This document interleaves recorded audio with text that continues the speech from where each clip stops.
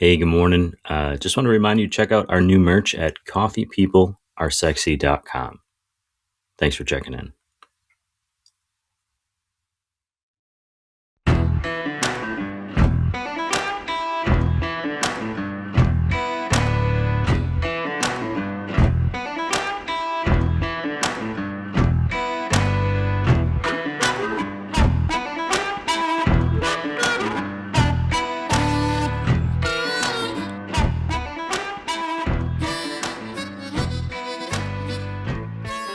The first thing that we always do, and the first thing I always ask is I say, welcome to Coffee People, welcome to Coffee People.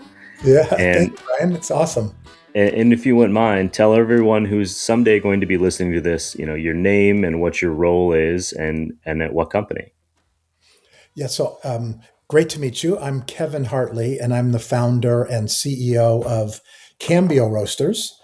Um, and we'll talk a lot about it, I'm sure. But I have a long, multi-decades long background with Keurig Green Mountain from a tiny little company until um, a huge exit we had in 2016.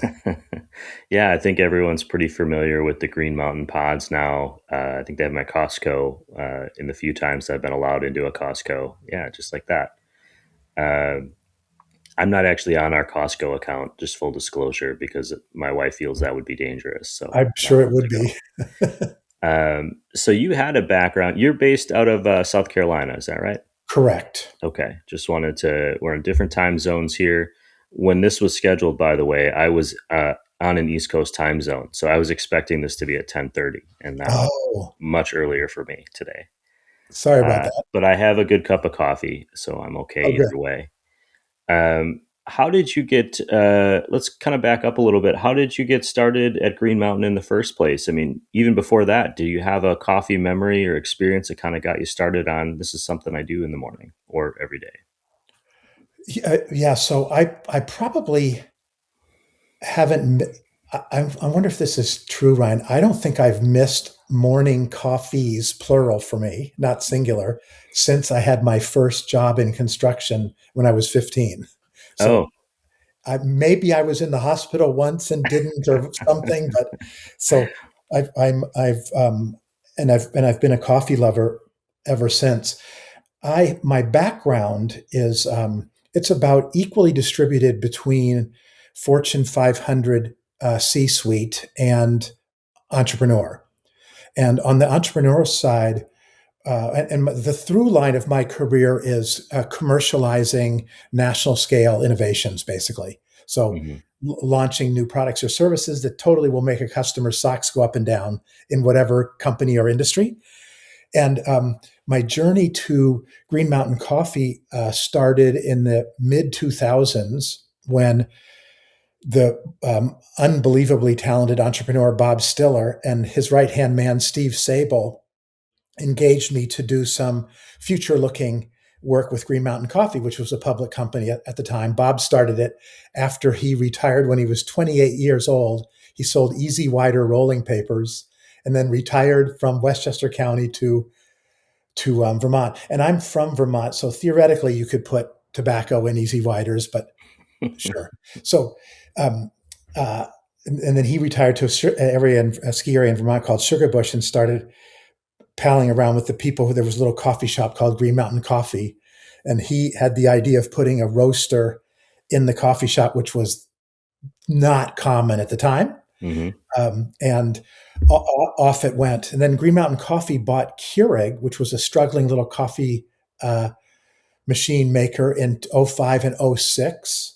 And then it exploded onto the North American scene. Guess how many uh, little K cups the U.S. will drink this year? In a year, oh God, I don't know, 10 billion. That's a good guess. 20 billion. Yeah, I would. I got it. I mean, Most it's. people way underestimate that, but so 20 billion. I And mean, underestimating by 10 billion is still quite a bit. well, you're a factor of two, but you're in the Yeah. billions at least. Yeah. Well, I did the math. My dad has two or three a day, multiplied by everyone I know, multiplied by everyone, that Yeah. drinks. It just sort of pops out. Yeah. Yeah. So then I was chief innovation and chief strategy officer from that time period until the we were purchased by a big private equity company in 2016, and it was pinch me fun. You wouldn't have believed it. We had to install a K cup manufacturing line that's the size of a small ranch house somewhere in North America every 10 business days for more than 4 years to keep up with demand. Wow. Because after the acquisition, there was a handful of us that even knew what a K cup was or that had a brewer that would do it. And then as it exploded, and Starbucks and Dunkin's and Green Mountains and Illy and Pete and Lavazza, and as it became of about half of all U.S. households that make a cup of coffee in the morning now currently make it with a Keurig, with a K cup. Then that just was just an amazing rocket ride of fun. Sure. So, and I'm just curious. So, there's a K cup or something similar in just about every hotel room that I stay in. And over the past Hmm. year, that's been like 50 or 60 of them. So, quite a few. So, it's consistent. I see them or Airbnbs. Hmm.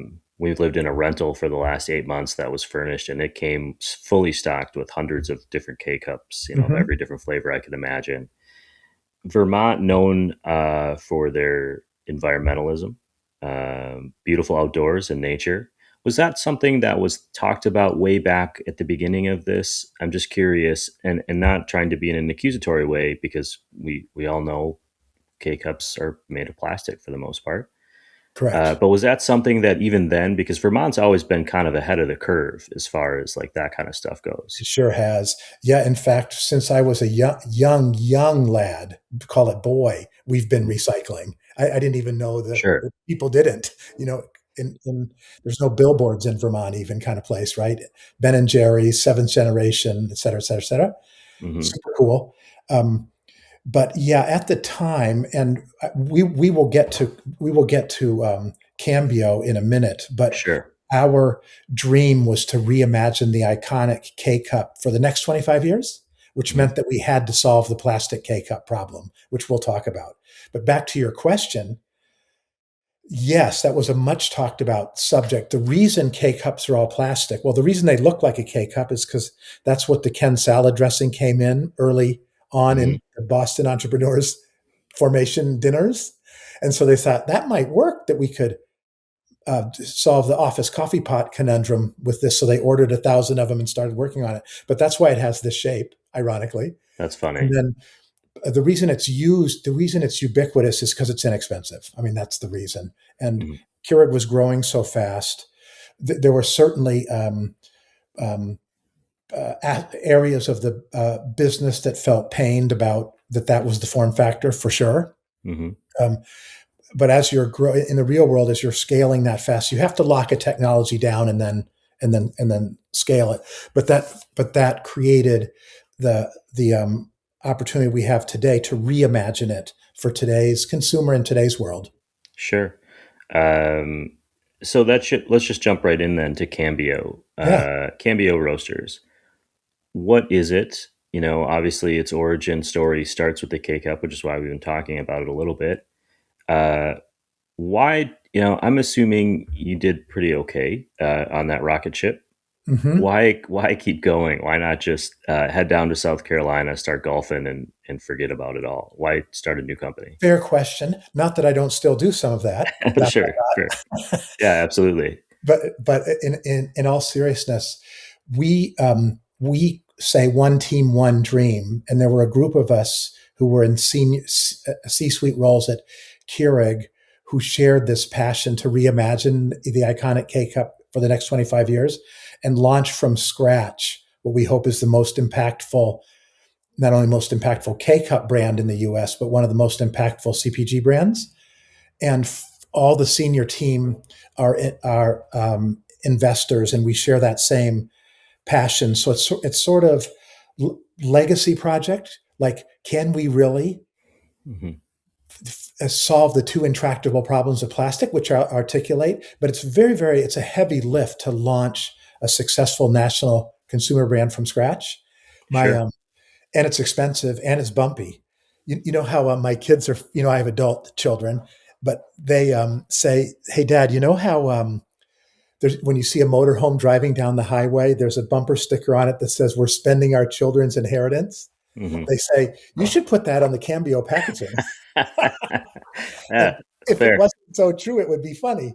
Yeah.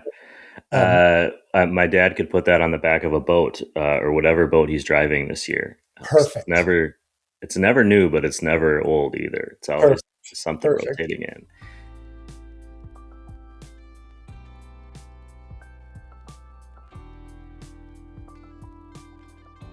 Oh, hello. Uh, didn't see you there. Drinking a cup of coffee while working on the show, which is pretty much what I do when I'm working on the show is drink coffee. Lately, it's been Prismatic Coffee from Salem, Oregon. They're a local roaster. When you open up this pop top, which I'm going to do right now, pull back that tab. Unbelievable. It's like when you're a kid and you smell bubble gum. It's just incredible. Tastes pretty good too. Check out Prismatic Coffee. We'll put the link up there on the thing. And get back to the show. Thanks for watching Coffee People. Cheers.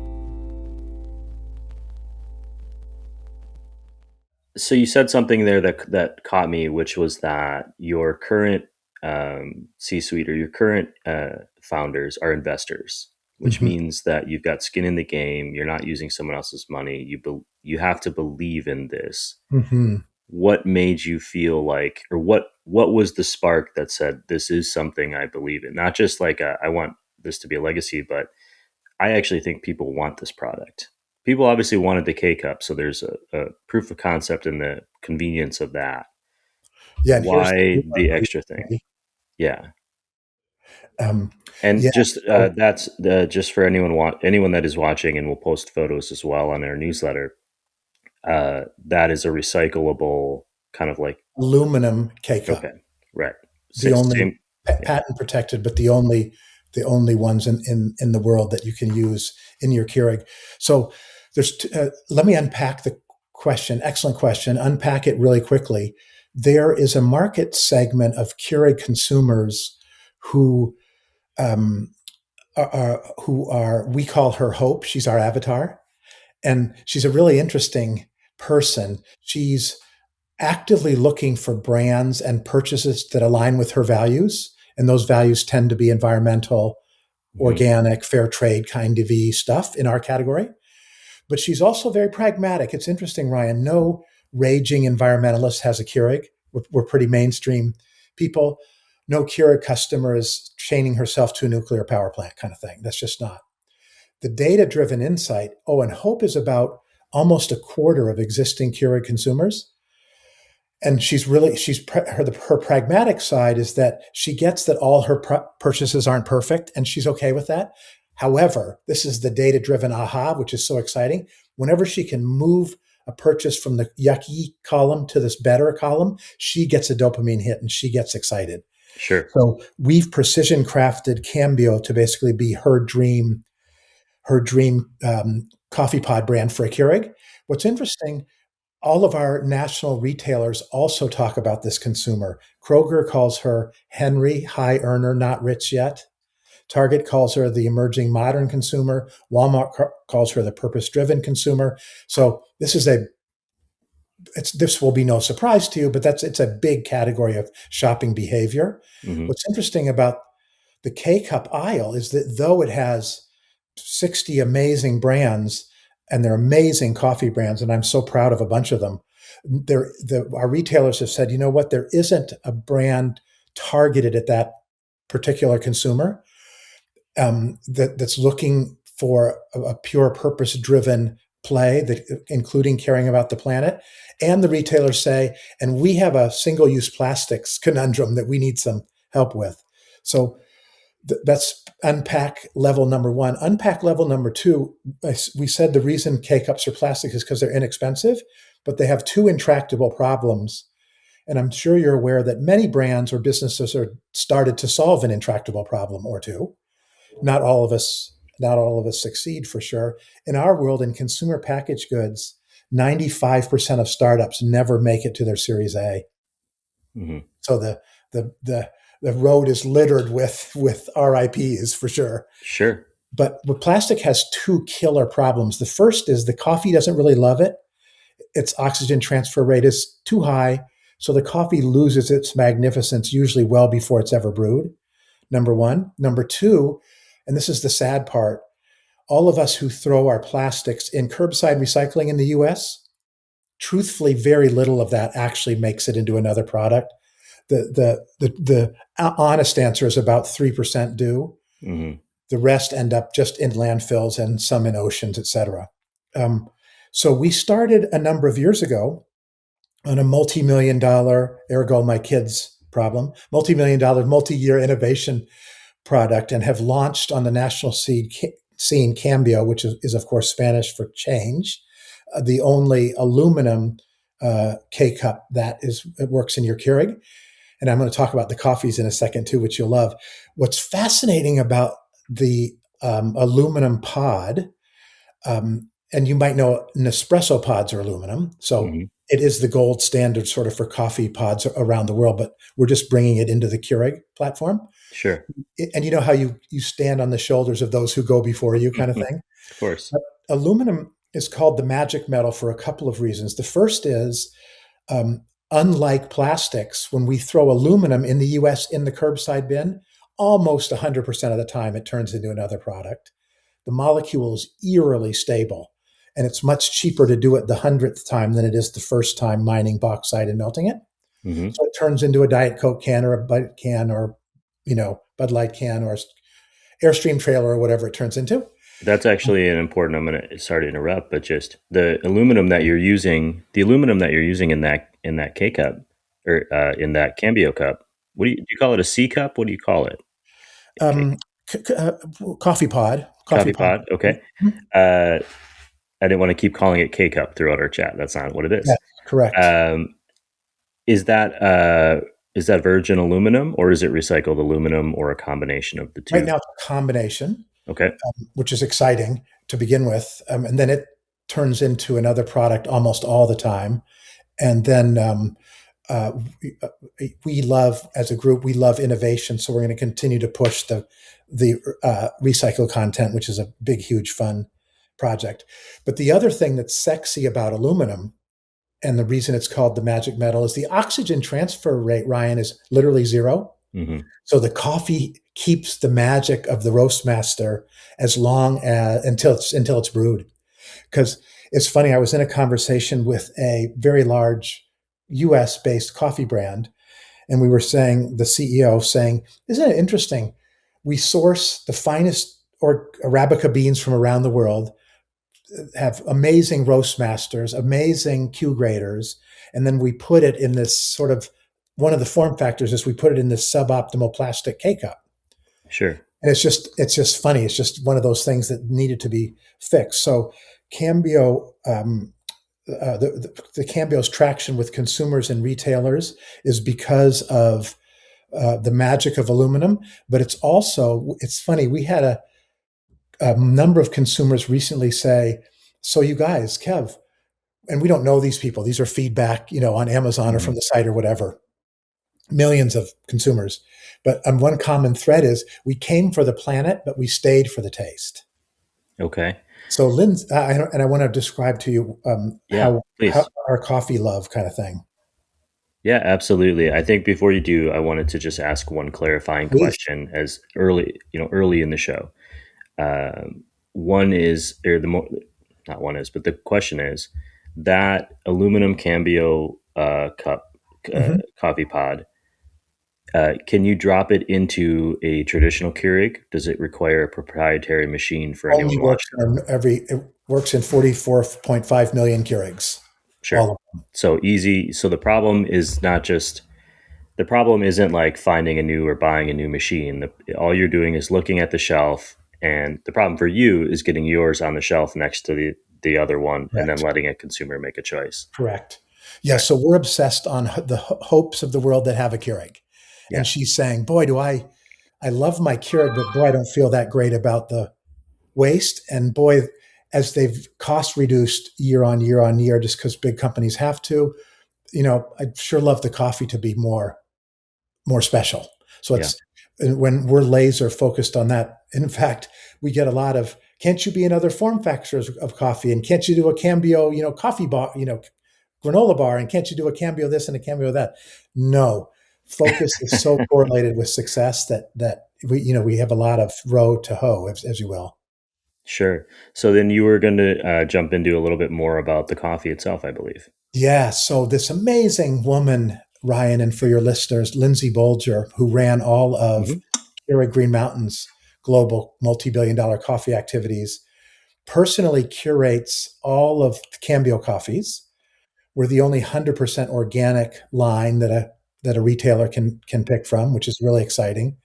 And all of the coffees, wherever they're sourced from around the world, I'm sure you know this, but for your listeners, coffees grown between the Tropic of Capricorn and Tropic of Cancer around the equator, all around the world, usually at altitude of 3,500 feet or above. Typically, there are exceptions. And as you raise in altitude, the coffee cherry grows under less atmospheric pressure. So the molecular changes are actually different as you go because of atmospheric pressure as you reduce in altitude. And coffee farming families, as a rule, are not big coffee farms like a US citizen would think of a farm. It's a very modest, lovely, open air dwelling on this, typically on, sort of on the side of a mountain. Um, but all of Lindsay's and Cambio's coffees are all small farm sourced, all small batch roasted. And then we range them from a big bomber Pacific Northwest French roast, pulled from the roaster right after the second crack, just before it bursts into flames, all the way to a lovely New England breakfast blend. Because when an American says, "Get me a cup of coffee," we mean very different things from each other. Roast level, and then sweetener and whitener, and it's thousands of combos. So we then polish it off with Lindsay, because coffee farming families struggle with food insecurity more than 6 months a year. Cambio doesn't donate 1 or 0% of profits. We donate 20% of profits to 10,000 struggling coffee farming families. Oh, that's interesting. Uh, So we're obsessed with the magic of the coffee. I'm pretty sure we put the most expensive coffees of anyone in a K cup for a Keurig.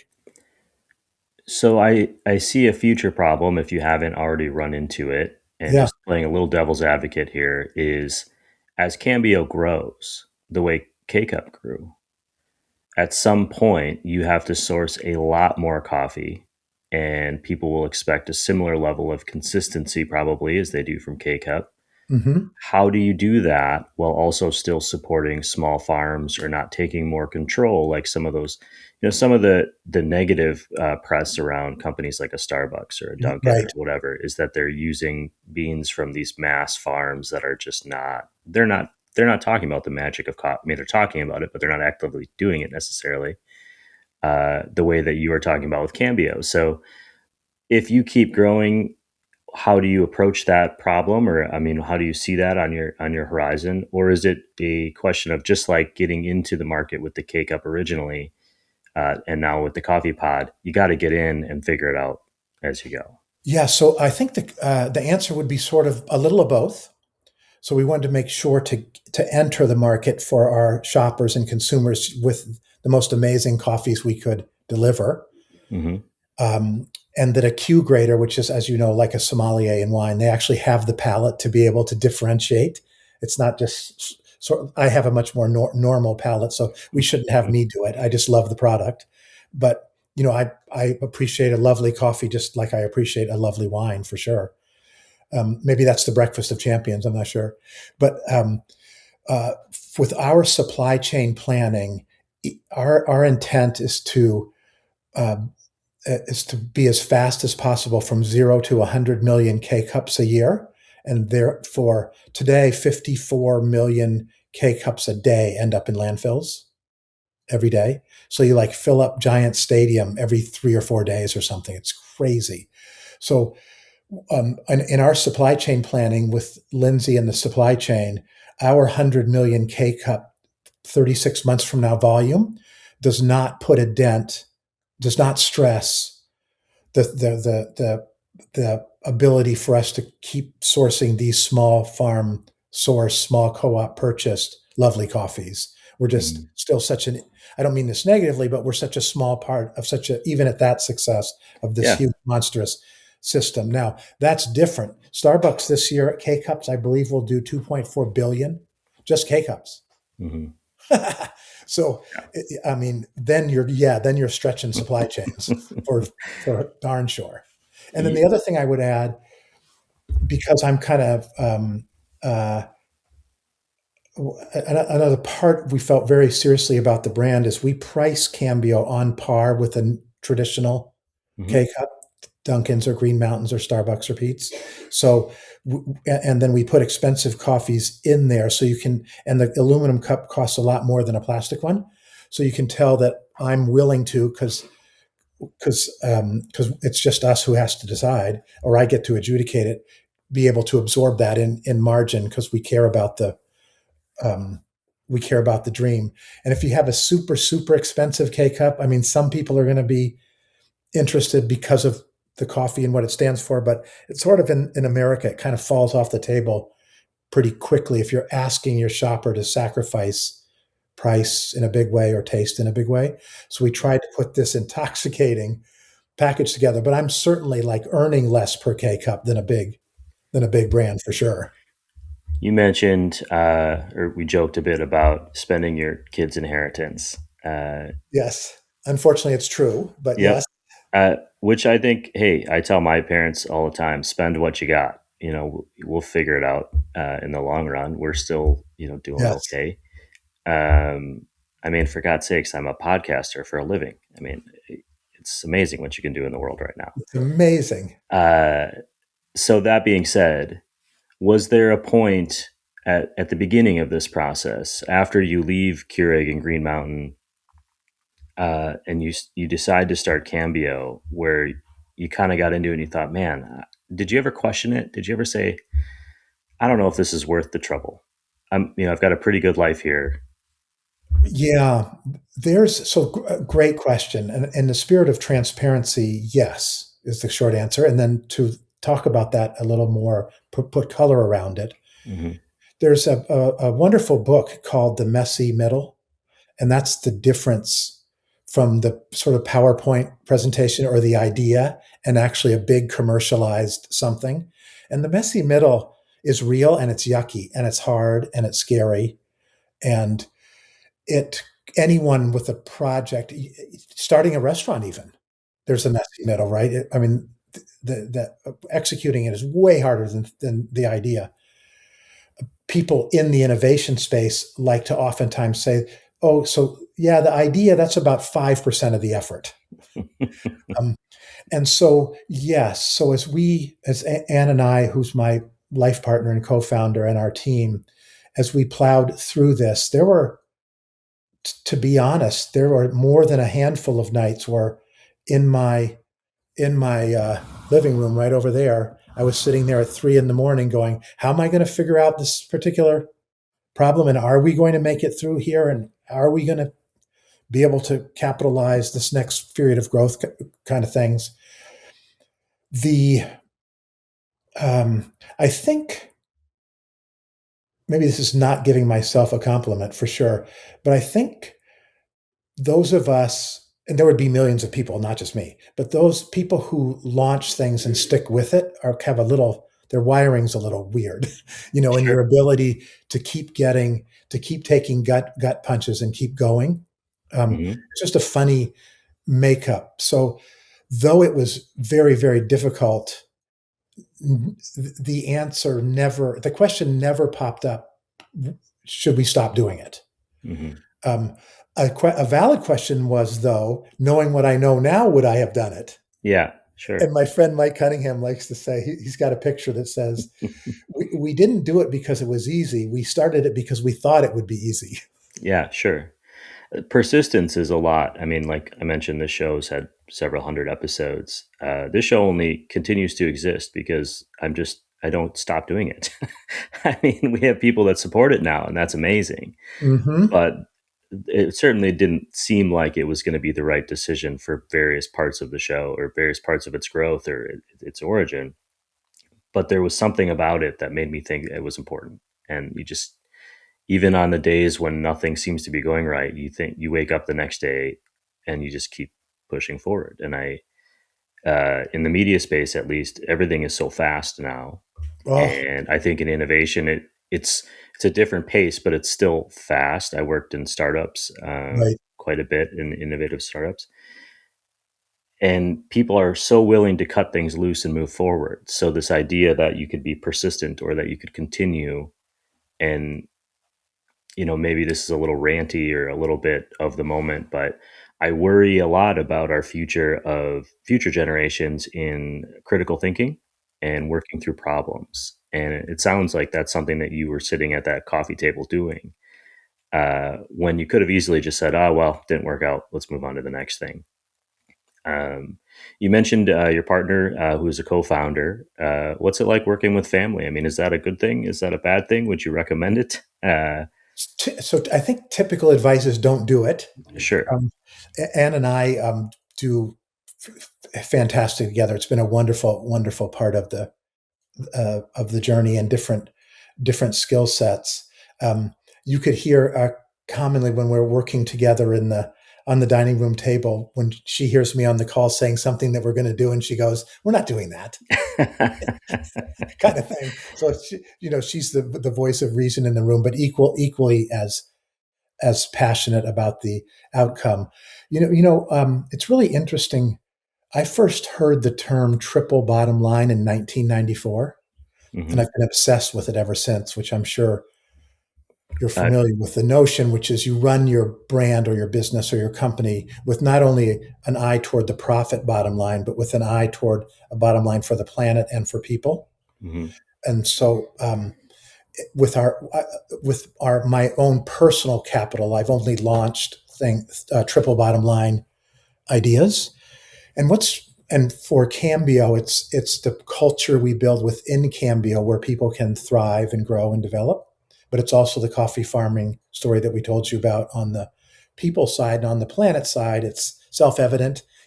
Our mission of trying to keep 54 million a day out of landfills, and our aspiration, I hope, a decade or a decade and a half from now, there are no plastic K cups used. I mean, hopefully the big behemoths in the industry will just adopt the technology and off we'll go, which would be really fun. So those are our sort of three bottom lines. But what I was going to share is fascinating. There's a segment of humans that value being like deeply value being able to work for a cause that's bigger than profit or bigger than ourselves, Mhm. even though we all still want to get paid and raise our families. I'm not saying that you don't want to get paid at market rates, but there's something just so intoxicating about working for something that's bigger than just money or just bigger than ourselves. So from an employee standpoint, you get amazingly talented people. It's fantastic, phenomenal. And then what's interesting too is it attracts an amazing kind of customer who goes, "Yeah, I care. Yeah, I care about that." That the people in planet side of these businesses, and as long as you're not asking me to sacrifice taste or quality, I mean, not only yes, but heck yes. So it's funny how the universe and energy, you sort of open different pathways that end up being super powerful. Um, and then in the messy middle, the other thing I would share, there's a concept that I didn't make up, but I love, which is called the corridor of success. And even though it's messy and hard and scary, when you dare to enter the corridor of your dream and you're doing it with actual energy and passion and risk, doors will open in the corridor that you would have never expected or didn't know about. So, we would have a perfect example like um, a family office who has a fund who is purpose driven, brands oriented, and they hear about you and ring you up, and I would have never found those capital from those sources going through traditional channels. So the corridor of success is an amazing thing. You mentioned a few books or sources of inspiration for you: the messy middle, the triple bottom line, things that stuck out to you over the years. I'm wondering if you have any sort of advice or wisdom you'd like to pass along to someone who's thinking to themselves, "I'd like to get into a business that I care about. a business that I'm passionate about that I think does good in the world. But I'm right here at the beginning. Maybe a piece of advice that stuck with you in that vein, or something else if that so No, speaks to you. that's a super cool one. So this is me being boring as a strategist, but I would introduce the concept of maintenance variables and leverage variables. And very simply, in any industry you enter, car wash, restaurant, coffee, lawn chairs, hotels, whatever it is, just because you're a quote purpose driven brand and have that passion in your heart, there's aspects of whatever industry you're in. They're the maintenance variables that you have to make sure you're equal to the sort of the mean competitors in your space, or the business model is never going to work. So, thing number one is purpose driven. Though there's a lot of us who care about it, it's not a band aid for the real part of business economics that have to work. Number one. Number two, however, it's a going through the purpose driven route in whatever category you are, even if it's a tire store.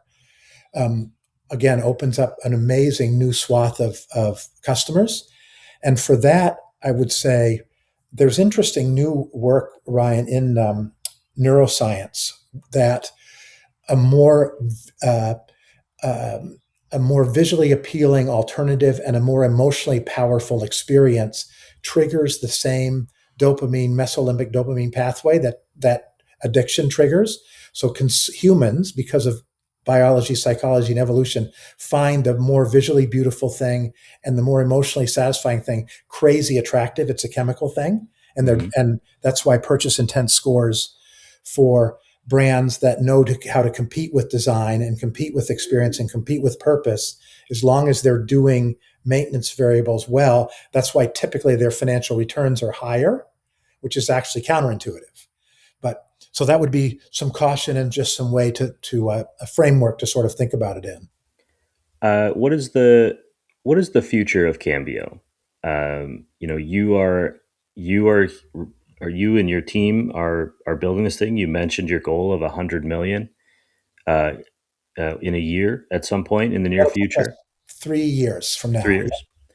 So you have kind of that 3 year plan. I mean, is the goal to I want to say you implied that the goal was to take over that entire market or adopt or No, have bigger companies adopt it.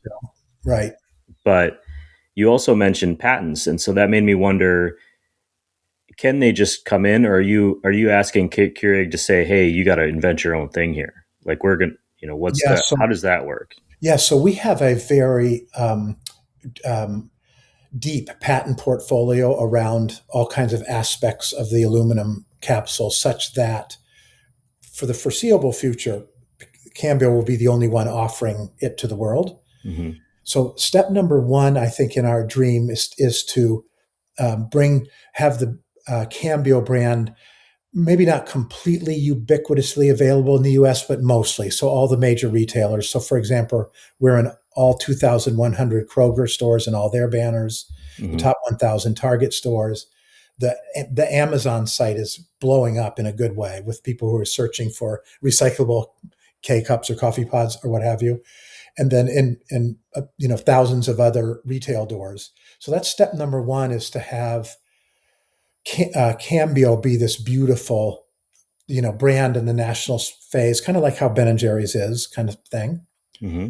Then, and then that we believe will attract the big guys and say, would we be able to avail of ourselves or license your technology, or would you help us, co-pack our coffee? And then we would think, you can tell at my age that I'm not an early stage career guy, so that's a perfect time that partnering with the big guys in the space would make just a ton of sense. Then that moves you forward to eradicating plastic K cups in the next, let's just say, decade or 15 years. It's a big project, but that would be how we kind of think about the path forward.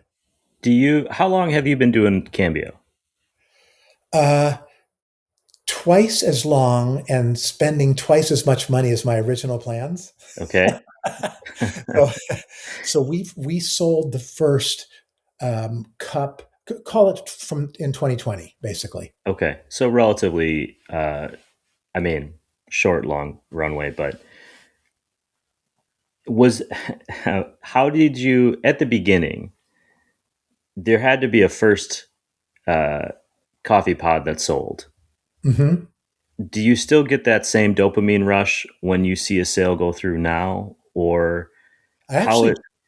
Yeah, how has that changed? Because I feel like it's hard to maintain enthusiasm over a long, tough uphill climb. yeah, one of you know how your blessing is your curse. Uh, um, on the blessing side, I have just for some reason just bottomless passion. If I'm fired up about it, I'm unassuageable. I'm Yeah, in, sure. infatigable. So I'm something with a Yeah. bull at the end. Um, so no, but like as we're on the call, we run our website, which is only a small part of our sales, but it's fun. CambioRoasters.com on Shopify.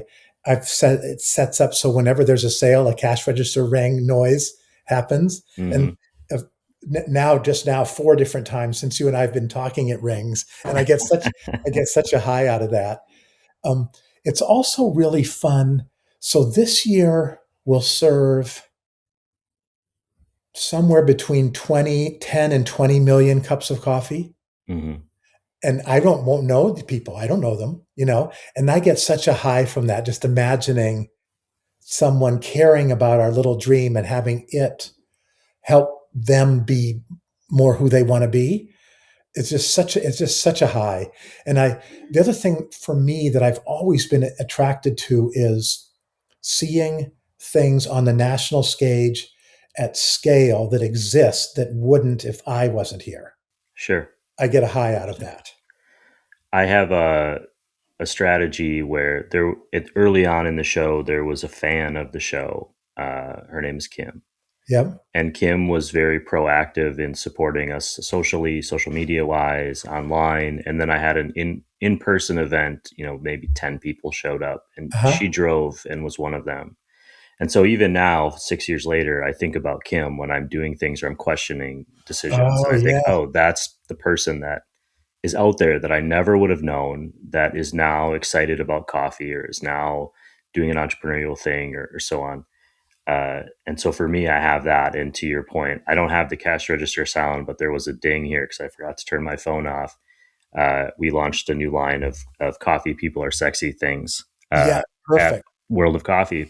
I will be a customer. Well, this morning, some of the first sales from coffee from the event rolled through as we put, it's just a very simple, basic thing. And I was so excited at 7 o'clock Where this can I morning. find them? Coffeepeoplearesexy.com. Good. Thank you for Perfect. asking. Good. Uh, so the last thing here that I have to ask is there's going to be days when you're traveling for work or you're out with your family and you need a cup of coffee and one of your Cambio coffees maybe isn't available. I'm sure that's rare, but you stop into a coffee shop. Oh What is yeah. it that you're going to order? So I love coffee in all form factors, and to me, it's however the consumer wants to do it. We're an at-home solution if you love your Keurig, but I love pour over and I love cold brew, and I just love the spectrum. So, however, my go-to order will either be either be a cappuccino, not a latte, either a cappuccino or a beautiful dark roast with half and half in sort of a lightish tan, medium tan color when I'm done, sort of mimicking a latte. Those are those would be my two go-to bombers. Did I miss anything? Well, is there anything in this, first introductory meeting that you really wanted people to know that I forgot to ask or we just missed? Boy, I think you did a great job covering it. No, it was a thrill, actually, an honor. I'm gonna I'm gonna clip just that part and put that out. I think you did a great job saving that. Uh, Awesome. Kevin, thank you so much for an hour of your time and talking about this. I think it's a really interesting concept. I remember my first experience with a reusable K cup, and now having the option of a recyclable thing.